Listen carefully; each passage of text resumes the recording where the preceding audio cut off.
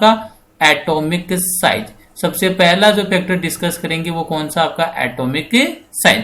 तो देखो सबसे पहला स्टेटमेंट क्या बन रहा है एटॉमिक साइज का, larger the atomic size smaller is the ionization potential. Meaning क्या, जितना ज्यादा लार्ज साइज होगा उसका जो आयोनाइजेशन पोटेंशियल उतना ही क्या होगा, स्मॉलर होगा।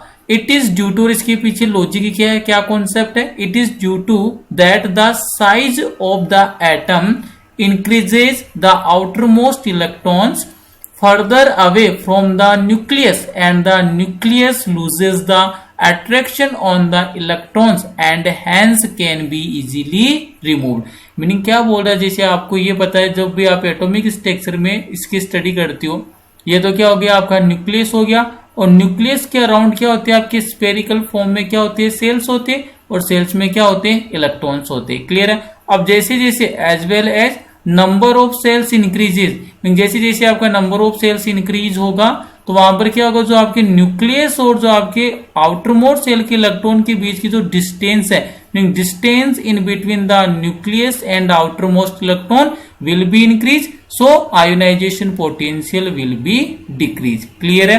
तो ये वाला आपको ध्यान रखना। तो देखो यहाँ पर क्या रिलेशन बन जाएगा आईपी का, तो ionisation potential is inversely proportional to atomic size. Clear है। तो यहाँ पर आप इसको ऐसे भी रिलेट कर सकते हो कि आपकी जो आईपी होता है मीनिंग आयोनाइजेशन पोटेंशियल है वो एटॉमिक साइज के क्या होता है, इनवर्सली प्रोपोर्शनल है।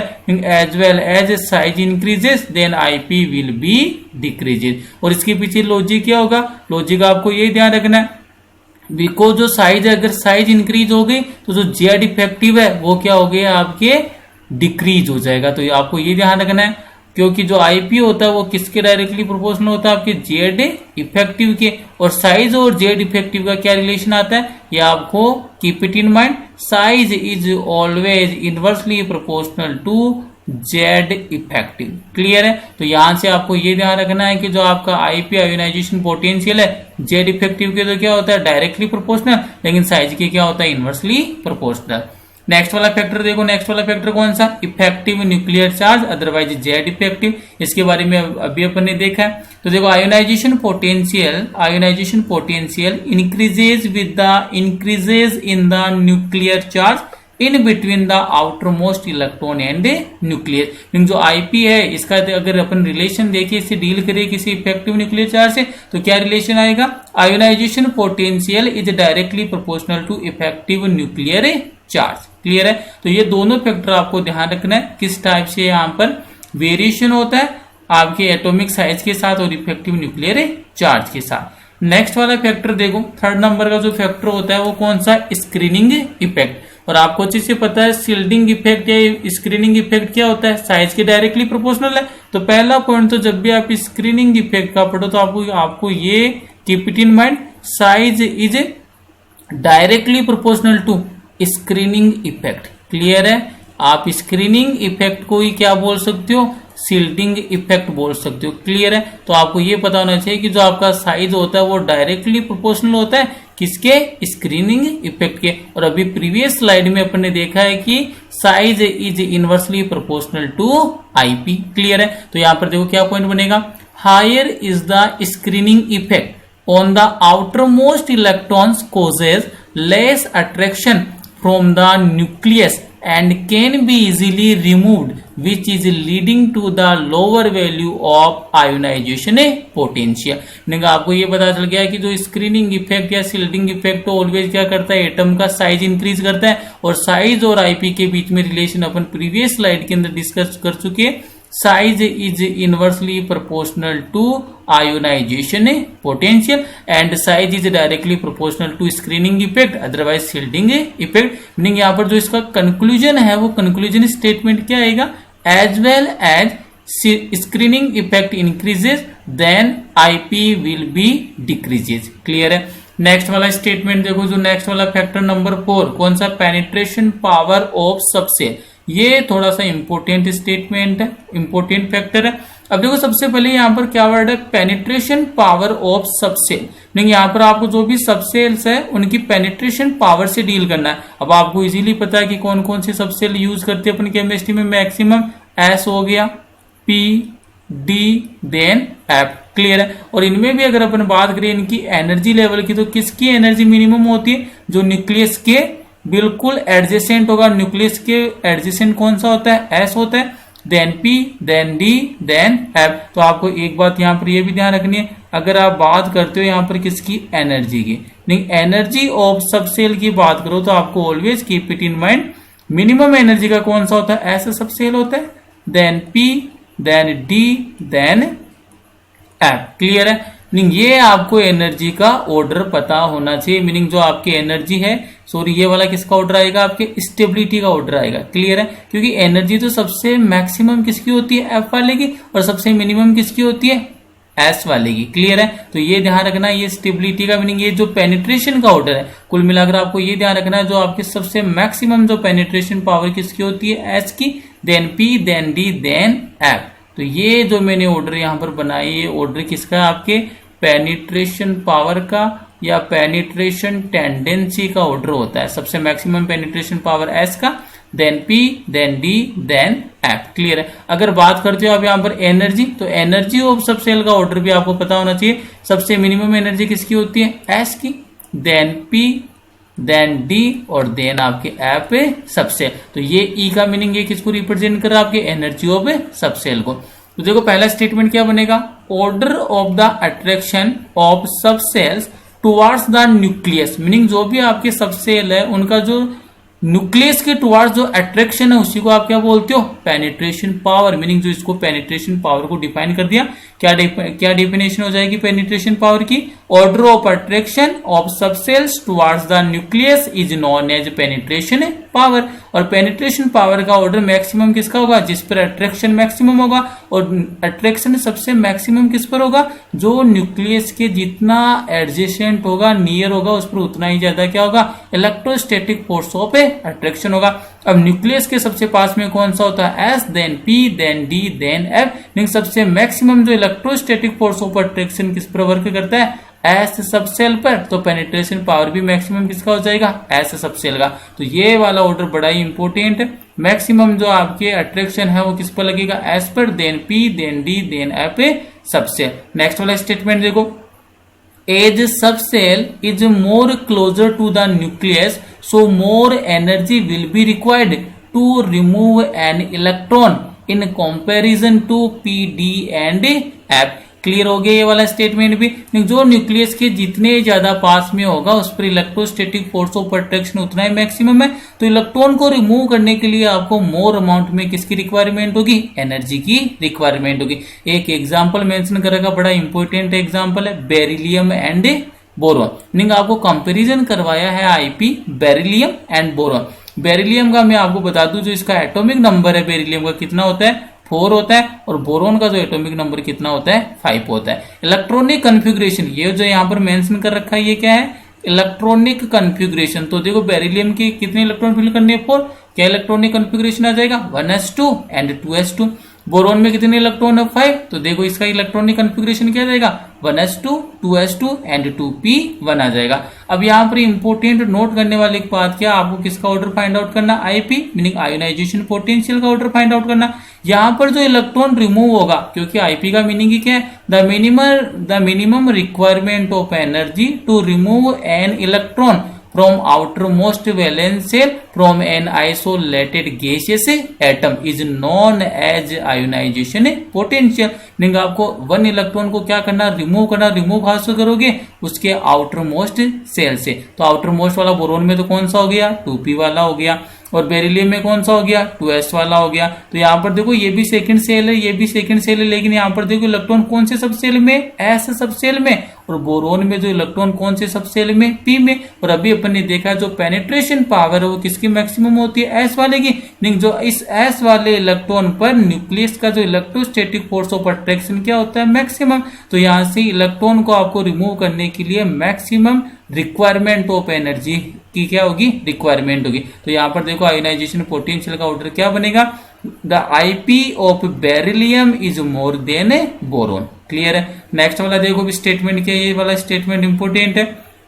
After losing 1 electron boron attain electronic configuration of beryllium, so second ionization potential of boron is more than beryllium. अगर अपने फर्स्ट आईपी की बात करें तो फर्स्ट आईपी तो किसकी ग्रेटर देन होगी, आपकी बेरिलियम की। लेकिन सेकंड आईपी, अब देखो सेकंड आईपी का मीनिंग क्या है, सेकंड आईपी का मीनिंग ये है जो भी आपको एलिमेंट गिवन है उसमें से एक एक इलेक्ट्रॉन रिमूव कर दो। नहीं, यहाँ पर जो अब आपके पास बेरिलियम है वो बेरिलियम नहीं रहेगा। सेकंड आईपी की बात करते हैं तो ये किसमें कन्वर्ट हो जाएगा, बेरिलियम प्लस में कन्वर्ट हो जाएगा। और बोरोन की बात करते हैं तो यहाँ पर भी क्या जाएगा, आपको बोरोन +1 आ जाएगा। क्लियर है यहाँ तक।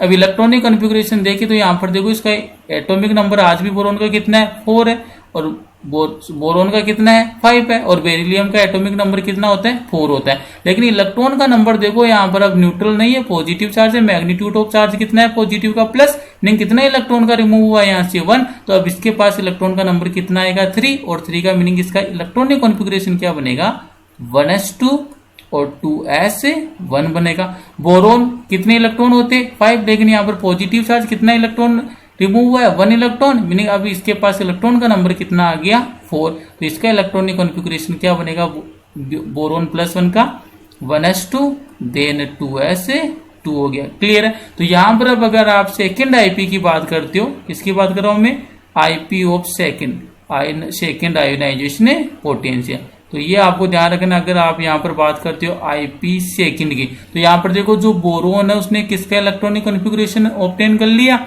बेरिलियम का, क्योंकि बेरिलियम का यही तो होता था 1s2 एंड 2s2, और जो आपके बेरिलियम था उसका इलेक्ट्रॉनिक कॉन्फ़िगरेशन क्या है, 1s2 2s1। अब देखो यहाँ से भी इलेक्ट्रॉन कहां से रिमूव होगा, आउटर मोस्ट वाला 2s है, और यहाँ पर भी कौन सा आउटर मोस्ट वाला कौन सा है, 2s है।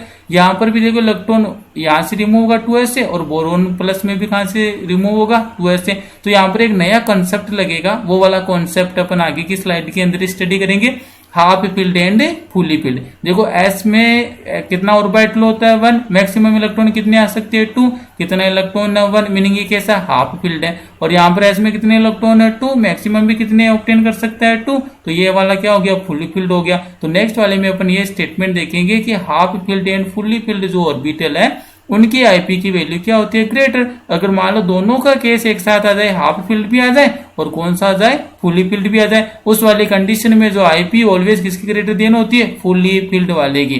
तो यहाँ पर जो नया कॉन्सेप्ट अप्लाई करेंगे, कौन सा, half filled and fully filled orbital is more stable. Clear है। तो यहाँ पर आपको ये ध्यान रखना कि अगर आईपी फर्स्ट का कंपैरिजन करवाता है आपको, आईपी फर्स्ट का, तो ये तो क्या होता है, ऑलवेज आपको keep it in mind, beryllium first IP is greater than boron, but the boron having more second IP than beryllium। Clear है। तो ये आपको ध्यान रखना, फर्स्ट IP और सेकंड IP, इस टाइप की जो आपके क्वेश्चंस है, प्रॉब्लम्स है, IIT एग्जाम और नीट एग्जाम में बहुत बार पुट अप करता है। क्लियर है। नेक्स्ट वाला स्लाइड की ओर मूव करते हैं। नेक्स्ट वाले में अब देखो, नेक्स्ट वाला भी अपने पास वही चल रहा है, कौन कौन से फैक्टर है। अब की बार जो वाला फैक्टर कौन सा, आपके stability of half filled and fully filled orbital. अभी अपन डील करके आइए इसे, अब इसको डिटेल में देखते हैं। तो देखो हाफ फील्ड का मीनिंग क्या है, सबसे पहले तो आपको ये अंडरस्टैंड होना चाहिए, आपके पास जो ऑर्बिटल है, एस हो गया, पी हो गया, डी ऑर्बिटल, और कौन सा हो गया, एफ हो गया। इनके अंदर आपको ये पता होना चाहिए नंबर ऑफ ऑर्बिटल कितना होता है। एस सब सेल, पी सब सेल हो गया, ये डी सब सेल हो गया, और ये वाला कौन सा हो गया, आपके एफ सब सेल हो गया। तो ये पता होना चाहिए एस के अंदर नंबर ऑफ ऑर्बिटल कितना होता है, 1 ऑर्बिटल होता है। क्लियर है। पी में कितने ऑर्बिटल्स होती है, 3 ऑर्बिटल्स। डी में कितने ऑर्बिटल्स होते हैं आपके, 5 ऑर्बिटल। क्लियर है। और जो आपका एफ ऑर्बिटल है, एफ जो आपका सब सेल है, इसमें जो ऑर्बिटल का नंबर कितना आता है, 7 आता है। क्लियर है। और मैंने आपको पहले क्लियर करा रखा है जो प्रीवियस लेक्चर, इसमें क्या कि जो आपका 1 ऑर्बिटल है, क्या बोल रहा हूं मैं, कोई भी आपके पास जो 1 ऑर्बिटल है उसके पास मैक्सिमम कितने इलेक्ट्रॉन हो सकती है, 2। मैक्सिमम इलेक्ट्रॉन का नंबर है, मैक्सिमम जो आपके इलेक्ट्रॉन है वो कितने हो सकते हैं, आपके 2 हो सकते हैं। तो आपको ये यहां से पता चल जाएगा क्या कि एस ऑर्बिटल में आपका 1 है, तो मीनिंग मैक्सिमम इलेक्ट्रॉन कितने आएंगे, एस में 2, पी में कितने आ जाएंगे, 6, डी में कितने आ जाएंगे, 10, और एफ में मैक्सिमम इलेक्ट्रॉन का नंबर कितना आ जाएगा, 10। क्लियर है। क्योंकि 1 ऑर्बिटल या 1 orbital having maximum 2 electron, so P orbital having maximum 6 electron, S orbital having maximum 2 electron, D having 10 electron, and F subshell having maximum 14 electron. तो यहाँ पर देखिए जो नेक्स्ट वाला पॉइंट क्या है अपने पास, stability of half filled and fully filled orbital. पहला स्टेटमेंट देखिए, तो पहला स्टेटमेंट क्या बोल रहा है, हाफ फील्ड। अब हाफ फील्ड का मीनिंग क्या हो गया, देखो पी में तो कितना आ जाएगा, P3 आ जाएगा, डी में D5 और एफ में कितना आ जाएगा, F7 आ गया। और fully field meaning maximum electron, S में कितने आ सकते हैं 2, पी में 6 और डी में 10 और एफ में 14। मीनिंग ये तो हाफ फील्ड हो गया, ये वाला क्या हो गया, फुली फील्ड हो गया। Half filled and fully filled are more stable, इनकी स्टेबिलिटी क्या होती है, ग्रेटर होती है, are more stable than others, so it requires more energy. Meaning आपको इलेक्ट्रॉन रिमूव करना है तो कहां से रिमूव करना पड़ेगा, या तो हाफ फील्ड से या फुली फील्ड से। दोनों ही कंडीशन में इनकी एनर्जी क्या होती है, आपको पता है मिनिमम होती है। मीनिंग जिनकी एनर्जी के एमएसटी में मिनिमम होती है वो स्टेबिलिटी क्या होती है, मैक्सिमम।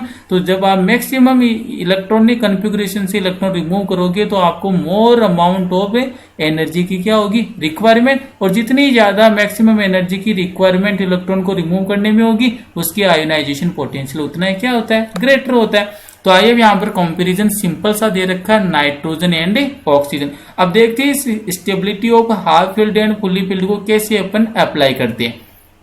नाइट्रोजन, ये वाला एग्जांपल उसने प्रोवाइड करवा दिया।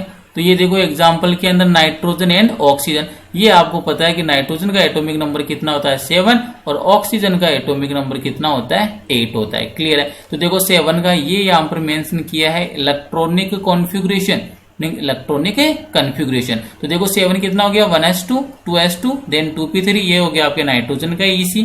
और अगर ऑक्सीजन के इलेक्ट्रॉनिक कॉन्फ़िगरेशन की बात करते हैं तो क्या हो जाएगा 1s2 2s2 देन 2p4 2 2 4 4 8 हो गया। अब यहां पर देखो आपको किससे डील करना है, आईपी, और आईपी में क्या करते हो, आउटर मोस्ट का इलेक्ट्रॉन इसको क्या करते हो, रिमूव करते हो। तो यहां से कौन से ऑर्बिटल से इलेक्ट्रॉन रिमूव होगा 2p3 से, कौन से केस में, नाइट्रोजन के केस में। और ऑक्सीजन के केस में कहां से इलेक्ट्रॉन रिमूव होगा आपके 2p4 से। यहां पर भी सेकंड वाला है, यहां पर भी सेकंड वाला है, मीनिंग जो प्रिंसिपल क्वांटम नंबर है वो तो क्या हो गया सेम। अब देखो यहाँ पर P में कितना इलेक्ट्रॉन है 3 और P में कितना इलेक्ट्रॉन है 4। P3 वाला कौन सा बन गया आपके हाफ फील्ड बन गया, लेकिन P6 नहीं है, फुली फील्ड वाला नहीं। और अभी आपने पढ़ा हाफ फील्ड और फुली फील्ड वाले क्या होते हैं, स्टेबल होते हैं। और इनमें से इलेक्ट्रॉन को रिमूव करने के लिए आपको मैक्सिमम अमाउंट में एनर्जी की रिक्वायरमेंट है। तो यहाँ पर अगर आईपी पूछे तो आईपी किसकी ग्रेटर देन होगी, तो यहाँ पर आईपी आपकी ग्रेटर देन हो जाएगी नाइट्रोजन की। क्लियर है। Nitrogen having more ionisation potential than oxygen due to nitrogen contain half filled electronic configuration that is 2p3। Clear है। तो ये आपको पता होना चाहिए, अगर आईपी का आपको डील करवाता है नाइट्रोजन और ऑक्सीजन से तो उसमें नाइट्रोजन की ग्रेटर होती है किसके कंपैरिजन में, ऑक्सीजन में। इसका लॉजिक क्या है, क्योंकि nitrogen having half filled electronic configuration that is 2p3 whereas oxygen not contain any half filled and fully filled electronic configuration. Next वाला स्टेटमेंट देखो, because of half filled p orbitals in nitrogen its ionization energy stability is higher than oxygen। अब यहाँ पर ionisation energy भी बोल सकते हो आप इसको, आयोनाइजेशन पोटेंशियल भी बोल सकते हो, आयोनाइजेशन एंथैल्पी भी बोल सकते हो। तीनों वर्ड्स का मीनिंग एक ही है, वो क्या, आयोनाइजेशन है, पोटेंशियल। क्लियर है। अब नेक्स्ट देखो, नेक्स्ट वाला क्वेश्चन आपके डायरेक्ट आता है एग्जाम के अंदर। First ionization potential order sodium, aluminium and magnesium. 3 element और तीनों एलिमेंट का आपको क्या करवा दिया, कंपैरिजन करवा दिया। तो कैसे सोल्व करोगे इसको, बिल्कुल इजीली सोल्व करने का मेथड बताता हूं। देखो 3 एलिमेंट गिवन है तो इनका ईसी लिख लिया करो। देखो जब भी आपको आयोनाइजेशन पोटेंशियल से डील करना है तो आप उसका इलेक्ट्रॉनिक कॉन्फ़िगरेशन लिखकर सोल्व किया करो, इजीली सोल्व हो जाएगा। एक तो आपके पास सोडियम है, एक एलिमेंट कौन सा आपके पास मैग्नीशियम है, और थर्ड वाला जो आपको एलिमेंट गिवन है कौन सा है, एल्यूमिनियम है। अब देखो मैं इसका इलेक्ट्रॉनिक कॉन्फ़िगरेशन की बात करूं, ओनली मेरे को इलेक्ट्रॉन कहां से रिमूव करना होता है आपको, ऑलवेज आउटर मोस्ट सेल से, मीनिंग किससे, वैलेंस सेल से। तो आउटर मोस्ट में देखो सोडियम का जो इलेक्ट्रॉनिक कॉन्फ़िगरेशन है वो क्या हो जाएगा, तो आपको अच्छे से पता है इसका एटॉमिक नंबर कितना होता है, सोडियम का 11 होता है, मैग्नीशियम का कितना हो गया 12 हो गया, और एल्यूमिनियम का कितना हो गया आपके 13 हो गया। क्लियर है। तो यहां पर देखते हैं अगर सोडियम की बात करते हैं तो सोडियम का ईसी क्या बनेगा, तो एक बार सोडियम का मैं मेंशन कर देता हूं। देखो इस साइड सोडियम की अगर अपन बात करते हैं 11 मेरे को इलेक्ट्रॉन फिलअप करने, तो 1s2 2s2 2p6 then 3s1। ये जो इलेक्ट्रॉनिक कॉन्फ़िगरेशन किसका हो गया, आपके सोडियम का। 11 हो गया, 2, 2, 4, 6, 10 और 1, 11। तो यहाँ पर आउटर मोस्ट इलेक्ट्रॉन कहां से रिमूव होगा, आपके 3s से। तो मैं इसका आउटर मोस्ट वाला इलेक्ट्रॉनिक कॉन्फ़िगरेशन मेंशन करता हूँ। सोडियम तो कितना आ गया, 3s1। मैग्नीशियम की बात करूँ, कितने इलेक्ट्रॉन फिल करने, 12 है, मीनिंग यहाँ पर 3s में क्या हो जाएगा, 2। तो इसका जो आउटर मोस्ट सेल का इलेक्ट्रॉनिक कॉन्फ़िगरेशन क्या बन जाएगा, 3s2 बन गया। एल्यूमिनियम की बात करते हैं तो इसका एटॉमिक नंबर कितना है, 13, मीनिंग यहाँ पर क्या आ जाएगा, 3s2 देन 3p1, मीनिंग यहाँ से इलेक्ट्रॉन कहां से रिमूव होगा, आपका 3p1 से होगा। अब देखो यहाँ पर देख रहे हो, यहाँ पर भी आपकी प्रिंसिपल क्वांटम नंबर, मीनिंग जो आपकी सेल कौन सा, थर्ड वाला, यहाँ पर भी थर्ड वाला, यहाँ पर भी कौन सा है, थर्ड वाला। क्लियर है। अब यहाँ पर आपको डील करना है किसी आईपी से, तो यहाँ पर देखो ये वाला तो क्या हो गया, हाफ फील्ड हो गया सोडियम वाला, लेकिन ये मैग्नीशियम वाला कौन सा, आपके फुली फील्ड, क्योंकि S के अंदर आपके 2 इलेक्ट्रॉन आते हैं, तो यहाँ पर क्या हो रहा है, आपके S2 हो रहा है। और एल्यूमिनियम में इलेक्ट्रॉन कहां से रिमूव हो रहा है, आपके 3p1 से, मीनिंग यहाँ पर 3s और यहाँ पर 3p। कौन सा कॉन्सेप्ट लग गया यहाँ पर आपके कॉन्सेप्ट लग गया पेनिट्रेशन पावर वाला, क्योंकि S की जो पेनिट्रेशन पावर है वो किससे मैक्सिमम होती है, P से। क्लियर है। तो यहाँ पर अब देखो, आपको ऑलवेज ये कीप इट इन माइंड, जो half filled and fully field वाला आप कंसेप्ट जब भी अप्लाई करते हो, उस वाली कंडीशन में आपको ये पता होना चाहिए कि ये वाला जो कॉन्सेप्ट है केवल एडजेसेंट वाले पर ही लगाते हैं। मीनिंग ये ध्यान रखना है कि आप जब भी stability of half filled and fully field, ये पॉइंट देखिए, जब भी आप स्टेबिलिटी का डील करते हो, कौन सा, हाफ फील्ड और फुली फील्ड वाला कॉन्सेप्ट लगाते हो, ये ऑलवेज एप्लीकेबल होता है ओनली एडजेसेंट एटम पर। क्लियर है। लेकिन जो भी आपके एडजेसेंट एलिमेंट हो उन्हीं पर आप इसको अप्लाई कर पाते हो। तो यहाँ पर देखो, इलेक्ट्रॉन सबसे मैक्सिमम अमाउंट में एनर्जी की रिक्वायरमेंट कहां पर होगी, जहां पर फुली फील्ड होगा। क्लियर है। तो यहाँ पर कौन सा है, 3s2 वाला, तो सबसे मैक्सिमम आईपी किसकी होगी, मैग्नीशियम। तो देखो यही ऑर्डर लिखा है, सबसे मैक्सिमम आईपी किसकी बोलिए, मैग्नीशियम।